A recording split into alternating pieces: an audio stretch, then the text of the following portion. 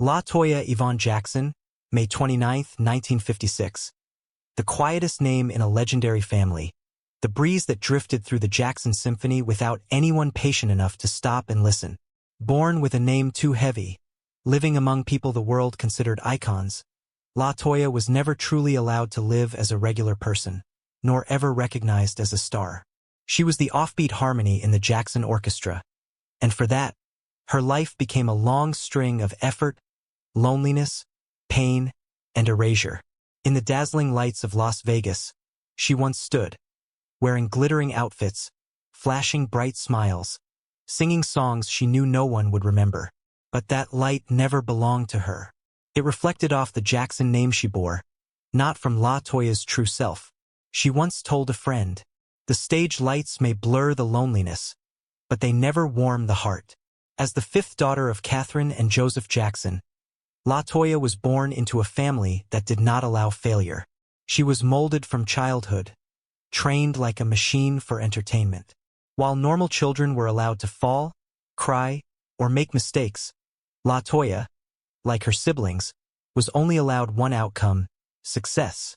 But unlike Michael, with his divine gift, or Janet, with her sharp will and power, Toya was simply a regular soul trying to survive in an extraordinary family.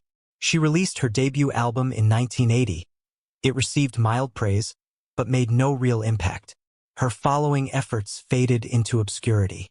The reality shows she participated in did little to free her from the label of the failed Jackson. Even when she posed for Playboy, a bold move at the time, she wasn't seen as breaking barriers, but as someone flailing for attention in desperation. No one asked why she did it. No one cared that it was a cry for help. They only judged, compared, and shrugged. One Jackson is enough. And then, as if that cruelty wasn't enough, she fell into the grip of Jack Gordon, a husband she never loved. She married under pressure, lived in fear. Gordon wasn't just her manager, he was her captor.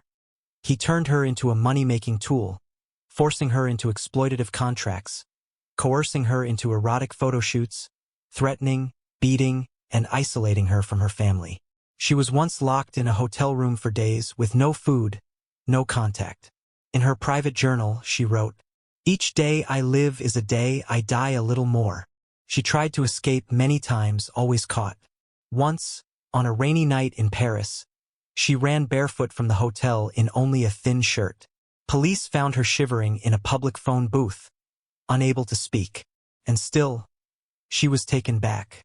It wasn't until 1996 that she finally escaped Gordon, with quiet help from an old friend in the media.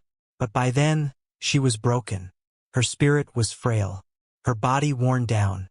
Her voice, once a cry for help, had become a tired whisper. She withdrew from everything. No more albums, no more performances, not even angry interviews. She lived like a ghost in a world she never truly belonged to. Years passed. While others in the family continued to shine or spark scandal, Toya faded into obscurity. She lived in a small apartment in Glendale, California. No one knew the address. No one visited. Neighbors said they only saw her at dawn.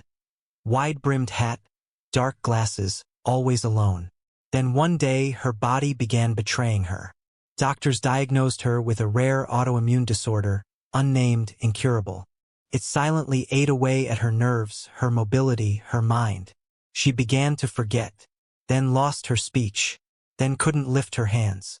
Her hospital room became her final stage. But this time, no audience, no applause, only quiet pain, the clicking of machines, and sometimes, the muffled sobs of the nurse who cared for her. She never asked for anything, the nurse said. Sometimes she only whispered, "Tell my mother I'm not angry at her." She passed away on a foggy morning. No Jackson family members were present. No headlines. No media. A nurse placed a dried lavender sprig on her chest, her favorite scent. Her medical file read simply, Toya Jackson, female, black, 69 years old. Cause of death: multi-organ failure due to autoimmune disease. Weeks later, news of her death appeared in a small obituary column. No photos, no biography, no family quotes. Just one cold line. Toya Jackson, a member of the Jackson musical family, passed away after a long illness. No one knows the exact moment Toya Jackson died. In her final months, she vanished from all public records, no social media, no calls, no news. Her tiny apartment on Glen Oaks Boulevard lit up only at dawn, when the blurry light of day wasn't enough to reveal the worn face behind the curtain. Neighbors claimed they saw her just weeks before, walking slowly, painfully, like each step was a final breath. A florist said she once stood silently before a bundle of lavender, eyes red, then turned away without a word. Her gaze felt ancient, belonging not to a body, but to a soul long unmoored. Then one day everything stopped. Her part-time nurse, a middle-aged Guatemalan woman named Esperanza, was the first to notice something wrong. It was a gray, windy Tuesday morning. Esperanza arrived, rang the bell. No answer. She called, no one picked up. The door was unlocked. She entered. In the pale gray room, where dried lavender was framed in glass, where half-finished oil paintings lined the hallway, Toya lay on her white lace-covered bed, eyes closed, face strangely serene. She wore a pale violet silk robe. Her hands rested on her stomach, as if cradling something invisible. Her lips were slightly parted, about to speak. A goodbye? A name? Or just the last breath, caught between dream and departure? Esperanza didn't cry. She called 911. While waiting for paramedics, she sat by the bed, holding Toya's hand, cold, but still faintly warm. I don't know why, Esperanza later said, but I felt like she was smiling. A smile not meant for anyone, just for herself. The medics couldn't determine an exact time of death. No signs of trauma, no injections, no struggle.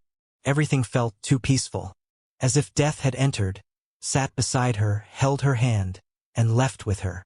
The medical report noted, death due to complications of long-term autoimmune neurodegeneration.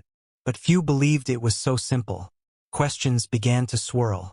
Why did no family members know how sick she was? Why were there no letters, no will, no final wishes? Why had her home security cameras been removed days earlier? By her. Some minor news outlets published theories. Toya feared being watched. She once told friends she didn't trust the healthcare system. A strange call was placed from her phone at 3:11 a.m., just 1 hour before Esperanza arrived. No signs of struggle, but also no recent medical records in the past 3 months. Why did no Jackson family members claim her body right away? And then, the silence became louder than her death itself. The Jackson family issued no statement, no public funeral, no flowers, no memorial. She was cremated 3 days later in a quiet service attended by just 3 people: Esperanza, a legal representative, and the hearse driver. No one knows where her ashes were taken. Some say they were scattered in the Nevada desert, where Toya once said, only the desert can hear the voices of the forgotten. Others say they were sent to a private art museum to accompany her anonymous paintings. Hundreds of them, never seen by anyone. But it was her disappearance after death, not her death, that haunted people most. How could a Jackson, no matter how dim her light, be laid to rest without ceremony? Was her death a release? Or one final act of resistance? A deliberate vanishing? Perhaps she never wanted the world to know she had ever existed? She once wrote in her journal, I spent half my life screaming that I'm here. Then I realized, sometimes, quietly vanishing is the only way people begin to listen. And indeed, after her passing, whispers began to surface. An old friend revealed she once received a midnight text from Toya. If I disappear, don't look for me. Just remember I once suffered. A torn page, tucked into an old Bible found in her apartment, read in shaky handwriting. When they read the names of the family, mine won't be among them. And that's okay. I just wish, in some other life, I could be born without the name Jackson. To live, to love, to fall. And to die without anyone asking questions. And now, as these words are written, perhaps, finally, after years drowned in shadows, a small candle flickers for her. A woman who spent her life just hoping someone would acknowledge she had lived. Toya Jackson never asked to be remembered as a star, only as someone who had once tried to live. In a family that was too loud for her silence, too grand for her quiet ache, she became the space between the notes. A rest, a pause, a whisper. Her life was not a melody the world chose to hum. But for those who listened closely, it was a haunting, fragile song filled with yearning, resistance, and quiet grace. Now that she is gone, not with a bang but a hush, her absence says more than her presence ever could. No spotlight followed her into the end. No headlines marked her passing. But somewhere, in the lavender fields of memory, in a sketch left half-finished, in a breath caught between sobs, Toya still lingers. Not to be praised, not to be pitied, but simply to be known.